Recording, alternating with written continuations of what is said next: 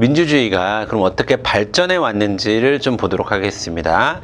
자, 앞선 시간에도 제가 잠깐씩 좀 이렇게 나왔던 얘기들이 있는데 그런 것들이 이번 시간에 아주 깔끔하게 정리가 될 겁니다. 자, 한번 가봅시다. 먼저 민주정치의 발전 과정은 제가 아까 고대, 근대, 현대 이렇게 나눠서 봅니다. 라고 말씀을 드렸는데 고대, 근대, 현대의 민주주의를 보기 전에 일단 그것들을 이해하기 위한 개념들을 좀 정리를 해야 돼요. 우리들이 자주 쓰는 말이고 많이 그냥 이렇게 바꿔서 쓰는 말이긴 한데 정확하게는 이게 좀 다른 뜻이거든요.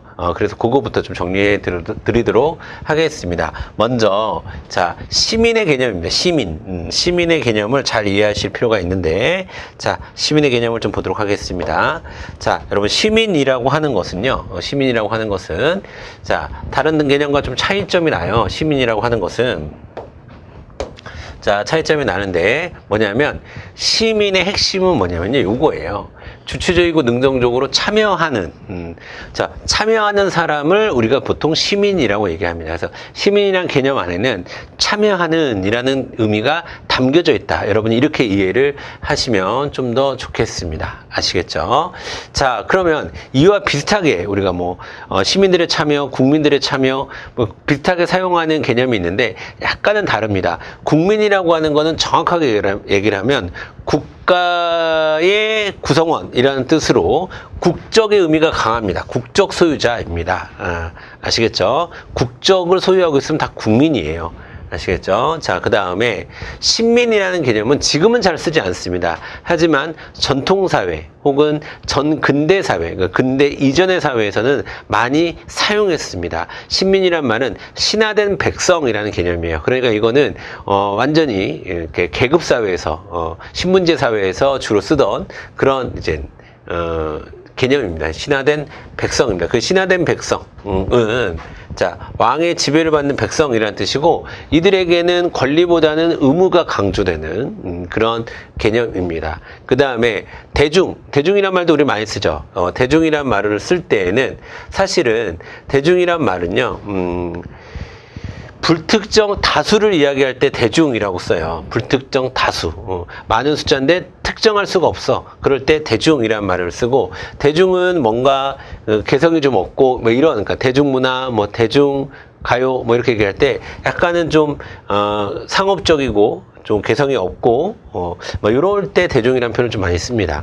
자, 그 다음에 군중이라는 말은 말 그대로 그냥 모여있다라는 뜻이에요. 모여있어. 그래서 모인 많은 사람의 무리를 그냥 군중이라고 얘기를 하는 겁니다.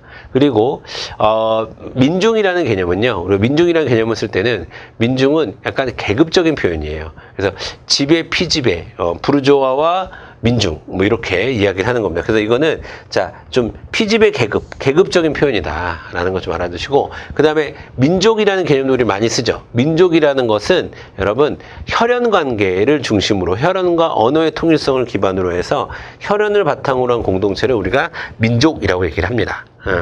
자, 예를 들어서 북한 사람은 우리가 우리나라의 국민이다라고 얘기하지는 않죠. 근데 어쨌든 우리는 혈연상 당군의 후손으로서 한민족이다.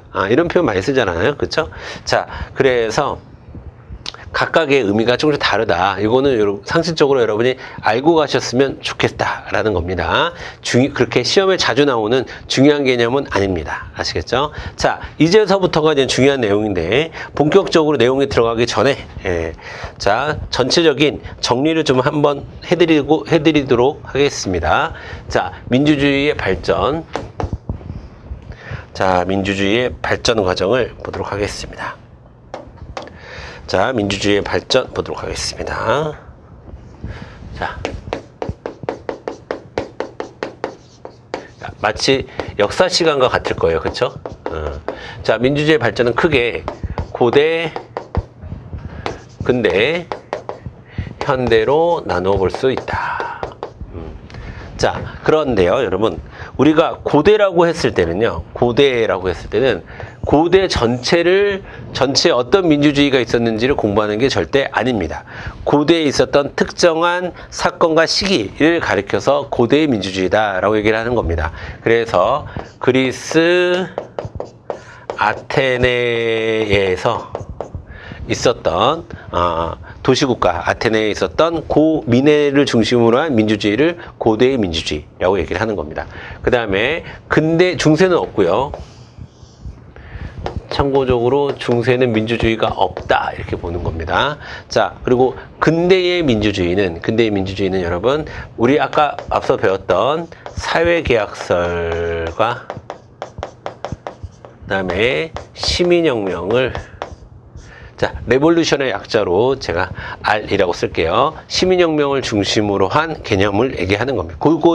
근대 전체의 민주주의를 얘기하는 게 아니라 딱 사회계약설이 등장하고 시민혁명까지 일어난 그 사건을 우리는 근대의 민주주의다라고 얘기합니다. 요거 아까 잠깐 말씀드렸는데 요거는 몇 세기예요? 이건 18세기죠.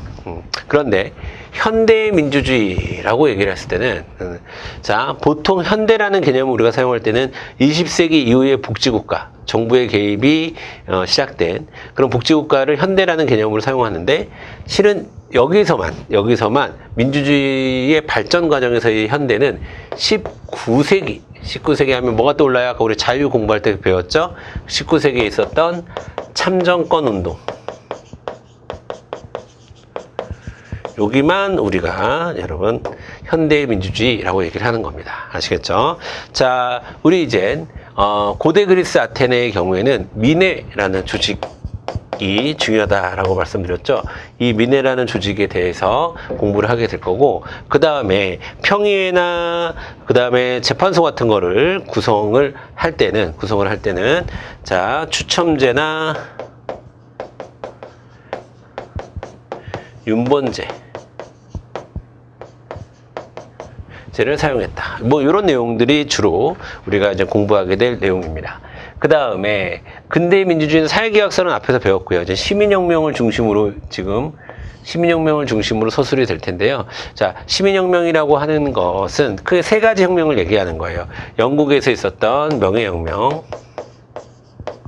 그 다음에 미국의 독립혁명,